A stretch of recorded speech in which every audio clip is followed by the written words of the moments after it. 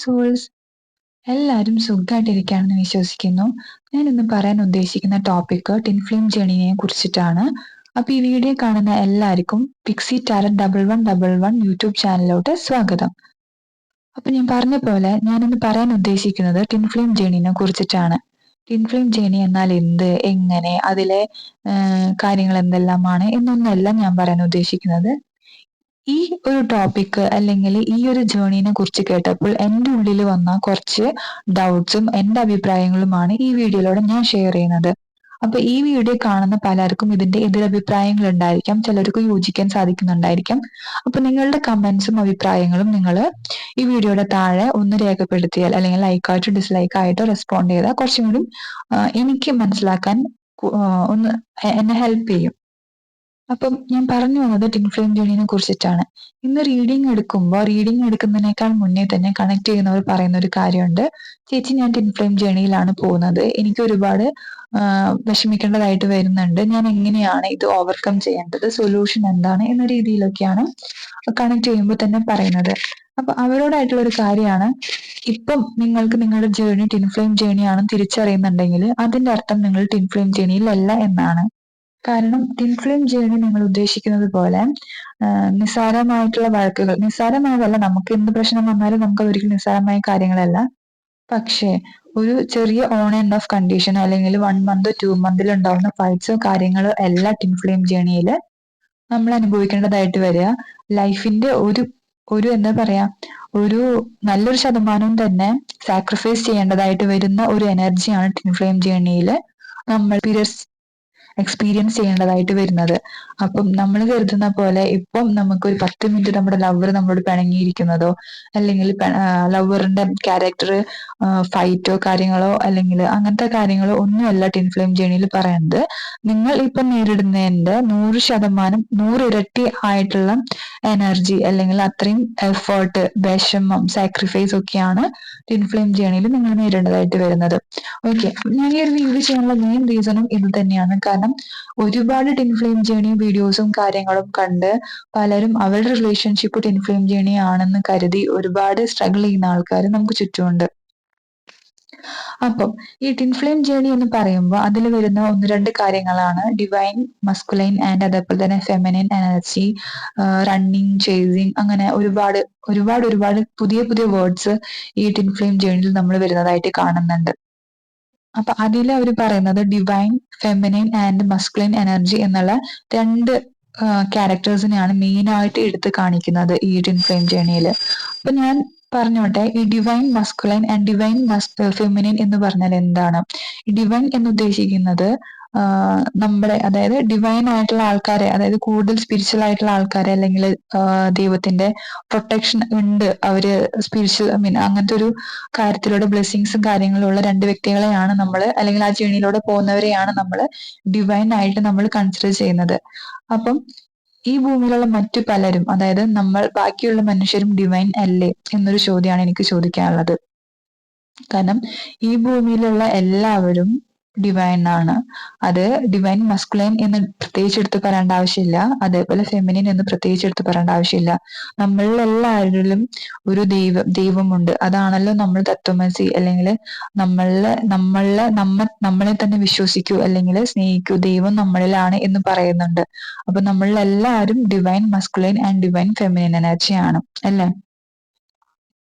ഞാൻ tin flame journey എങ്ങനെയാണ്, അതിൽ ഈച്ച് ആൻഡ് എവറിത്തിങ് ഞാൻ എക്സ്പ്ലെയിൻ ചെയ്യാൻ ആഗ്രഹിക്കുന്നില്ല. നിങ്ങൾക്ക് ടിൻ ഫ്ലെയിം ജേണിനെ കുറിച്ച് അറിയണമെങ്കിൽ ഞാൻ വീഡിയോ ചെയ്തിട്ടില്ല അതിനെ കുറിച്ചിട്ട്.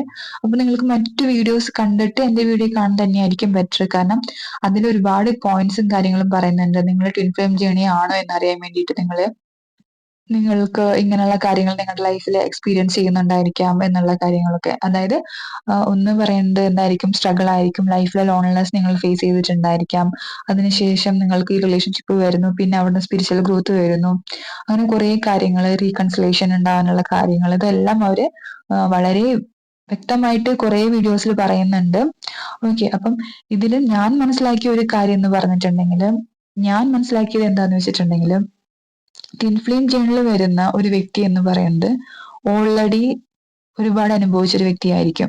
അല്ലെങ്കിൽ ഒരുപാട് ഇമോഷണലി കണക്ട് ആയിട്ടുള്ള ഒരു വ്യക്തിയാണ്. ഭൂമിയിൽ ഒരുപാട് കാര്യങ്ങൾക്ക് ഇപ്പൊ നമ്മളൊരു ഒരു മയിൽപ്പീലി നമ്മൾ ചെറുപ്പത്തിൽ നമ്മൾ മയിൽപ്പീലിയൊക്കെ എടുത്ത് പുസ്തകത്തിനുള്ളിൽ വെക്കാറുണ്ട്. അപ്പൊ ചിലവർ അതൊരു ടൈം പാസ് ആണ്. ഒരു മയിൽപ്പീലി കിട്ടി എടുത്ത് വെക്കുന്നു. എന്റെ കയ്യിൽ മയിൽപ്പീലി ഉണ്ടെന്ന് കാണിക്കാൻ വേണ്ടി എടുത്ത് വെക്കുന്നവരുണ്ട്. മറ്റു ചിലരാണെങ്കിൽ അതെന്താ വെച്ചിട്ടുണ്ടെങ്കിൽ ഇമോഷൻസ് കൂടി വെച്ചിട്ടായിരിക്കുമല്ലോ അടച്ചു വെക്കുന്നത്. വളരെയധികം ഇമോഷൻസിനോട് കൂടി എന്റെ മയിൽപ്പീലിയാണ്, അതെനിക്ക് യൂണിവേഴ്സ് എന്നൊരു മയിൽപ്പീലിയാണ്, എനിക്ക് അതെന്റെ കൂടെ ഉണ്ടാവും. അങ്ങനെയുള്ള രീതിയിൽ അതിനെ കൺസിഡർ ചെയ്യുന്ന ആൾക്കാര് ഉണ്ടാവും ഒരു ഭാഗത്തില്. ഒരു വിഭാഗം ആൾക്കാർ അങ്ങനെ ആയിരിക്കും. അപ്പം ഈ ട്വിൻ ഫ്ലെയിം ജേണി വരുന്നത് ആർക്കാണ്? അങ്ങനെ ഇമോഷൻസോട് കൂടി കാണുന്ന ആൾക്കാർക്കാണ് വരുന്നത്. കാരണം അവര് ഓൾമോസ്റ്റ് എല്ലാത്തിനും ഈക്വൽ ആയിട്ട് കാണാനും പലതിനോടും, അതായത് ഈക്വൽ ആയിട്ട് കാണുന്നതിനോടൊപ്പം തന്നെ അതിലെല്ലാം ദൈവത്വം അവർ കണ്ടുപിടിക്കാൻ ശ്രമിക്കുന്നുണ്ട്. അതായത് അവർ സ്പിരിച്വലി കണക്റ്റഡ് ആണ്. ജനിക്കുമ്പോൾ തന്നെ അവർ ദൈവത്തിൽ ഒരുപാട്, അല്ലെങ്കിൽ ആ സ്പിരിച്വൽ എന്ന് പറഞ്ഞ സംഭവത്തിനോട് ഒരുപാട് അവർ കണക്ട് ആവുകയും നമ്മുടെ ചുറ്റുമുള്ളവരെ ഒരുപോലെ കാണുകയും അവർക്ക് ഒരുപാട് വേർതിരിവ് ഉണ്ടാവില്ല പല കാര്യങ്ങളിലും. അവര് എല്ലാത്തിനും ഒരുപാട് വാല്യൂ കൊടുക്കും. ഇപ്പം ആളുടെ ലൈഫിൽ ഒരു ഫ്രണ്ട് വന്നാൽ തന്നെ അവർ ഒരുപാട് ഇമോഷണലി അവർ ആ പേഴ്സണായിട്ട് കണക്ട് ആയിരിക്കും. ഒരുപാട് വാല്യൂ കൊടുക്കും. അതുകൊണ്ട് തന്നെ നമ്മൾക്ക് അവിടുന്ന് ചതിയും കാര്യങ്ങളും കിട്ടിയിട്ടുണ്ടായിരിക്കാം. അവർ വിചാരിക്കുന്ന പോലെ, എക്സ്പെക്ട് ചെയ്യുന്ന പോലെ അവർ കൊടുക്കുന്ന നന്മ അവർക്ക് തിരിച്ചു വന്നിട്ടുണ്ടായിരിക്കണം. കാരണം അത് പ്രകൃതിയിൽ അങ്ങനെയാണ് പല കാര്യങ്ങളും. ഓക്കെ. അപ്പൊ അവര് മനസ്സിലാക്കാനും അവർക്ക് അത് അംഗീകരിക്കാനും ഇച്ചിരി പ്രയാസമായിരിക്കും. അതുകൊണ്ട് തന്നെ ഈ ട്വിൻ ഫ്ലെയിം ജേണിൽ വരുന്ന ഓൾമോസ്റ്റ് എല്ലാവരും ഇൻട്രോവേർട്ട് ആയിട്ടുള്ള പേഴ്സൺ ആയിട്ടാണ് എനിക്ക് കാണാൻ സാധിക്കുന്നത്. കാരണം അവര് എങ്ങനെയാണെന്ന് വെച്ചിട്ടുണ്ടെങ്കിൽ അവർ അവരുടേതായ കാര്യങ്ങളിൽ ഉള്ളിൽ ഒതുക്കി പിടിച്ച് നടക്കുന്ന ആൾക്കാരാണ്. അതേപോലെ അവർക്ക് ക്ഷമ, അതേപോലെ സഹനശക്തി കൂടുതലായിരിക്കും. അറിയാലോ, ഇപ്പൊ എക്സ്ട്രോവേർട്ട് ആണെങ്കിലും ഇൻട്രോവേർട്ട് ആണെങ്കിലും അതിന്റെ ഏറ്റവും വലിയ ഡിഫറൻസ് ഇത് തന്നെയാണ്. എക്സ്ട്രോവേർട്ട് അത് പറഞ്ഞത് അവസാനിപ്പിക്കുമ്പോ ഇൻട്രോവേർട്ട് അവരുടെ ഉള്ളിൽ അത് ആ വിഷമം അടക്കി തീർക്കുമായിരിക്കും മെയിൻ ആയിട്ട് ചെയ്യുന്നത്. അപ്പൊ അതുകൊണ്ട് തന്നെ ചെറുപ്പത്തില് അവർ ഇതേപോലെ ഫീൽ ചെയ്യുമ്പം അവരുടെ അടുത്ത ഹോപ്പ് എന്ന് പറഞ്ഞാൽ ലൈഫ് ബെറ്റർ ആക്കുക എന്നുള്ള രീതിയാണ്. അതായത് നമ്മൾ ബെറ്റർ ആക്കാന്ന് പറഞ്ഞാൽ നമ്മളെ മനസ്സിലാക്കുന്ന ഒരാൾ നമ്മുടെ ലൈഫിൽ ഉണ്ടാവണം. അവരുമായിട്ട് സന്തോഷവും സമാധാനത്തോടും കൂടി ജീവിക്കണം എന്ന് മാത്രമേ അവർക്ക് അറിയുള്ളൂ. അതേപോലെ തന്നെ അവർ അൺവാണ്ടഡ് ആയിട്ടുള്ള റിലേഷൻഷിപ്പിലോട്ട് പോയി പെടാറില്ല. ഒന്ന്, അവരധികം സംസാരിക്കില്ല അധികം ആൾക്കാരോടും. അപ്പൊ എന്താ പറയാ, ലോകത്തിലെ ചീറ്റിങ്ങും കാര്യങ്ങളും അവർക്ക് മനസ്സിലാക്കാനും അവരത് ചെയ്യുന്നതും കുറവായിരിക്കും. ടൈം പാസിനായിട്ട് അവര് എന്താ ചെയ്യില്ല, റിലേഷൻഷിപ്പ് കീപ്പ് ചെയ്യാറില്ല. അങ്ങനെയുള്ള പേഴ്സൺസ് ആയിരിക്കും മോസ്റ്റ്ലി ട്വിൻ ഫ്ലെയിം ജേണിലോട്ട് വരുന്നത്. കാരണം അവരങ്ങനെ പേഴ്സണെ വെയിറ്റ് ചെയ്ത് അവരുടെ നേരെ ഓപ്പോസിറ്റ് ഉള്ളത്, അതായത് മറ്റേ ആളെന്ന് പറഞ്ഞിട്ടുണ്ടെങ്കിൽ ലൈഫ് ഇച്ചിരിയും കൂടി ഹാപ്പി ആയിട്ട്, അല്ലെങ്കിൽ ടൈം പാസ്, നമ്മൾ പറയല്ലോ റിലേഷൻഷിപ്പ് എന്ന് പറയുന്നത്. ഇപ്പൊ അവർക്ക് ലൈഫിൽ ഒരു പാർട്ണർ വേണം എന്ന് നിർബന്ധമേ ഉള്ളൂ. അതായത് ഇന്ന ആള് തന്നെ ലൈഫ് ലോങ് വേണം എന്ന് നിർബന്ധമൊന്നും ഉണ്ടാവില്ല. ഉണ്ടെങ്കിൽ തന്നെ ഓക്കെ, ആള് പോയി, ഇനി എന്റെ ലൈഫിൽ വേറെ ആള് വേണം, എനിക്ക് ആ സ്പേസ് കംപ്ലീറ്റ് ആക്കണം എന്ന രീതിയിൽ പോകുന്ന ആൾക്കാരുണ്ട്.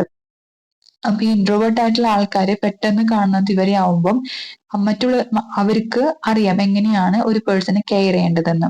ഓക്കെ. അതായത് കാരണം അവർക്ക് ഒരുപാട് എക്സ്പീരിയൻസ് ഉണ്ട് ലൈഫിൽ. ഇൻട്രോവേർട്ട് ആയ പേഴ്സണേക്കാളും കൂടുതൽ എക്സ്പീരിയൻസ് ആ പേഴ്സണെ ആയിരിക്കും. ആള് ഒന്ന് ചിരിക്കുകയോ അല്ലെങ്കിൽ ഒരു 5 മിനിറ്റ് ഇരുന്ന് ഇരിക്കുമ്പോഴോ ഈ ഇൻട്രോവേർട്ട് ആയിട്ടുള്ള പേഴ്സണെ ഒരുപാട് അത് ഫീൽ ചെയ്യണം.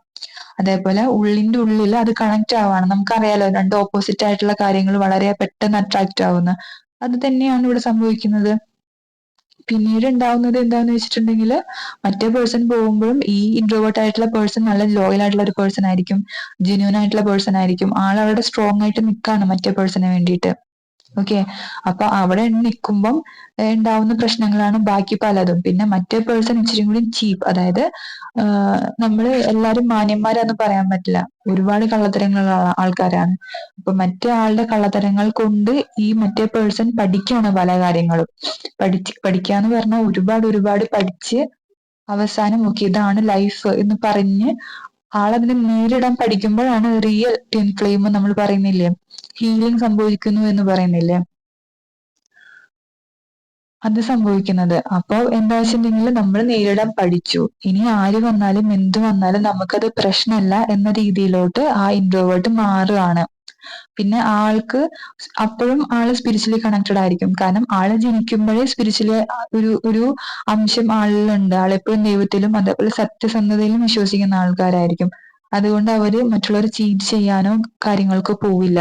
അപ്പൊ അവര് അങ്ങനെ ഒരു കാര്യങ്ങൾ നേരിടുമ്പോൾ അവർക്ക് കിട്ടുന്ന വലിയൊരു ലൈഫ് എക്സ്പീരിയൻസ് ആയിരിക്കും അവർക്ക് കിട്ടുന്നത്. അതുകൊണ്ട് തന്നെ അവരുടെ സ്പിരിച്വൽ എനർജീസ് അല്ലെങ്കിൽ സ്പിരിച്വൽ ഗ്രോത്ത് അവർക്ക് ഓട്ടോമാറ്റിക്കലി സംഭവിച്ച് ഒന്നുകിൽ അവർ ഹീലേഴ്സ്, കാരണം അവർ അത്രയും അനുഭവിക്കുകയാണ് ആ ടിൻ ഫ്ലെയിം ജേണിയിലൂടെ.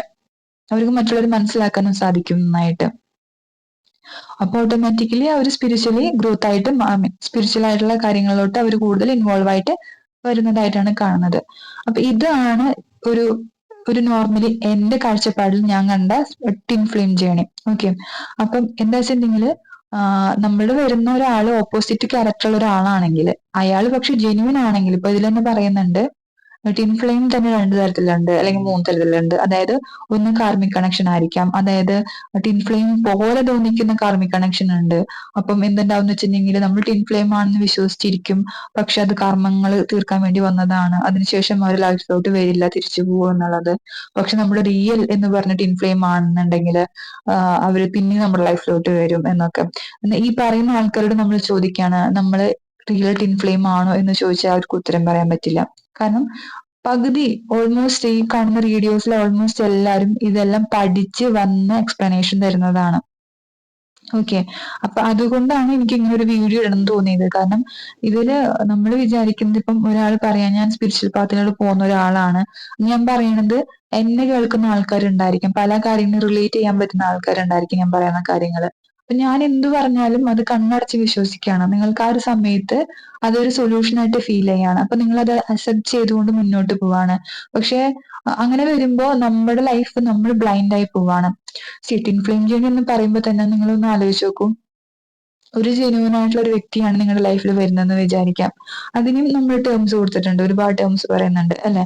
നമ്മുടെ ലൈഫിൽ നല്ലൊരു വ്യക്തിയാണ് വരുന്നെങ്കിൽ നമ്മൾ ഹാപ്പി ആയിട്ട് അയാളുടെ കൂടെ ഇരിക്കുന്നുണ്ട്, വേറെ എഫേർട്ടും കാര്യങ്ങളൊന്നും ഇടുന്നില്ല, നമ്മുടെ അതേ വൈബ്രേഷനോട് കൂടെ നമ്മൾ പോവുകയാണെങ്കിൽ അത് സോൾമേറ്റ് കണക്ഷൻ എന്ന് പറയുന്നു അല്ലെ. പക്ഷെ ഇൻട്രോവേർട്ട് ആയിട്ടുള്ള ഒരാൾക്ക് എപ്പോഴും ഒരു പേടി ഉണ്ടാവും മറ്റുള്ളവരോട് ഇടപഴകാനും, അവർ ഒരുപാട് ഇടപഴകില്ല മിക്കതും.